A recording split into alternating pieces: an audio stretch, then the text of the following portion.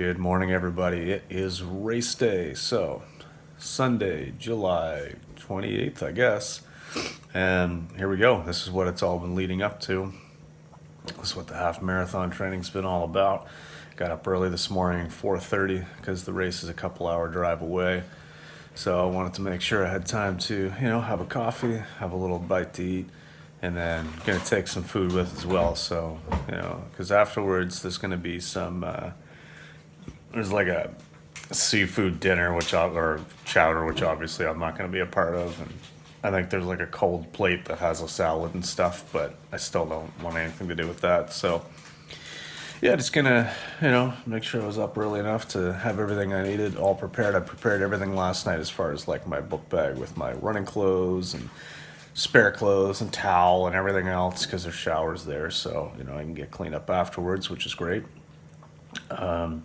Yeah, just getting excited. I actually had a really good sleep last night. Probably the best sleep I've had. Even though I did wake up quite a bit, it was still like probably the most sleep I've had before a race since I've started running. So I think it's because there's no pressure here, especially like where my ankle's been off this last week. Like I've already removed all the pressure. Like I don't really care how I do now. But even though I think it's going to go well. Anyway, all right, I got to eat because we got to leave in about 10 minutes to go meet the guy I'm carpooling with. Real quick here, I'll show you guys what I've got. Jamie made some blueberry muffins yesterday. These are amazing. In fact, so amazing so that one of the cats tore open the little baggie with a couple of them in last night. And got out them. And some peanut butter chocolate chip cookies. And then got this little lunchbox here with some carrot and cucumber. And then Jamie also made up some like chickpea salad. So we got a sandwich there for after the race. So yeah, I'm pretty well taken care of, I gotta say. Doing all right. And then just having a couple muffins and a coffee for my breakfast. And you guys have seen this mug a million times, but this is the race I'm going to do. I got this mug for doing my first marathon a couple years ago at this same location. Oh, I know. Morning coffee.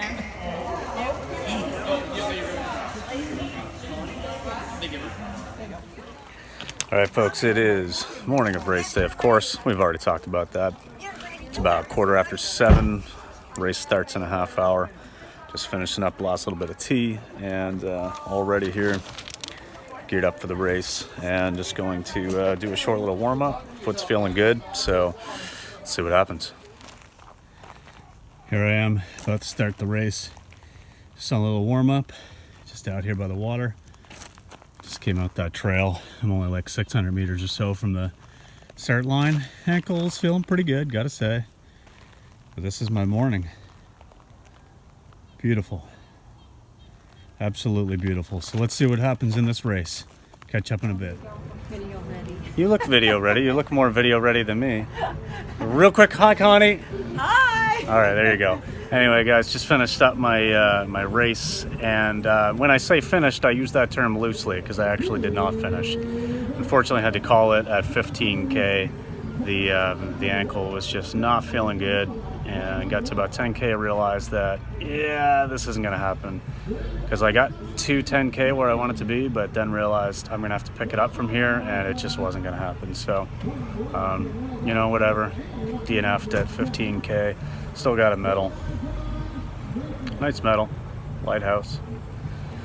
It's hot out. Ankle problems. No excuses. It is what it is. But oh well. Now we're just waiting for everybody. Got a van full of people to get back to the main place for the little reception and stuff.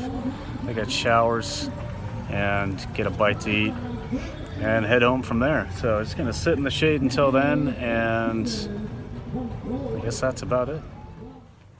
All right, folks. Oh my God. Jamie's in the background making things hilarious as per usual. So I'm home now and still kind of hobbling a little bit, but just heating up some soup. And I'm going to show you guys the swag that I got in my race kit. Just one thing of note, which is hilarious because I just looked at this for the first time since I got home here. Instead of getting a medium t-shirt like I put on my registration, I got an extra large. They're called singlets. I got an extra large one of those. So that's no good for me, obviously. So I'll just end up giving this away. I'll just post it in like the Run Nova Scotia site or something and just see if anybody wants it. But what are you waving your finger at? Because remember, I was going to make you a quilt. Oh, okay. Well, I mean, we could still use it for that. Right. Jamie's making me a quilt. Anyway, enough talk. A little more action. Let me go ahead and show you guys what I got. All right. So there's the shirt. Again, extra large. That's not going to help me. I'm a tiny guy. Epic mug though this year. So look at this. So it's like a panoramic picture, and it shows the causeway, which is the iconic finish, which I unfortunately didn't get to run this year. But hey, they still gave me all this stuff because this was in my kit. They still gave me a medal, which is awesome. Look at this huge medal, the lighthouse. And it's got like the Cape Sable Island, which is where it was, kind of in the background, some of the communities. Really cool medal. Jamie already said she's going to put DNF on the back in permanent marker. And just like a sticker or something. And then this is one of last year's medals they had left over. They turned them into magnets. So I'll put that on my whiteboard at work. Same as this little Nova Scotia pin. I'll just use that as like on my bulletin board or something. And then oddly enough, is this a shoehorn? Is that what they're called? Yeah. Shoehorns? Little plastic shoehorn. So anyway, pretty decent. I'm surprised you didn't get toothpaste. Yeah, I That's didn't a get. favorite. Yeah, for some reason, toothpaste seems to be in the kits a lot for some reason. Anyway, there it is. All right, guys. So Dylan's here to help me wrap up this video. Just wanted to give some final thoughts, and I know I've covered some of it already, but essentially, I went into today knowing that it was going to be iffy. It was going to be dicey at best. Was this going to go well? Was it going to go to plan? Knowing that I'm in shape for a sub 140 half doesn't necessarily mean that I'm going to be able to pull it off with an ankle/heel that's been less than 100%. So anyway, did everything right. Got prepared last night. Woke up this morning, got a good night's sleep last night. Felt really good. Got to the race early and felt comfortable. Had a nice little warm-up jog, and really the first 10K felt good. There's a couple little points where it was like, okay, well, I can tell that my foot wasn't 100%, but it wasn't really like changing anything up. But after about that 10K point, that's where it really did start to, I had to alter my stride. And so by doing that to like save my foot, it was putting stress on other areas. I was putting stress on my right knee, which started to feel really sore after about 12K. I was putting stress on my left leg because I was trying to like compensate a little bit. And it just, by the time I got to about 13K, I realized, okay, my average pace over the last couple kilometers has been over 5 minutes. My goal pace was 4:44. So, I've just lost a minute off my final time, or 40 seconds in these last 2 kilometers. Let's see what happens. Try to pick it up again here, and just not really like try to make it up, but maybe a secondary goal of like 145, and just kind of see what happens. But that next kilometer, I had to actually stop a couple times and like not even walking, just stopping a couple times. And I was like, no, I can't do this. It's starting to hurt other areas of my body enough that like if I keep doing this for 6 more kilometers, this was at the 15K point.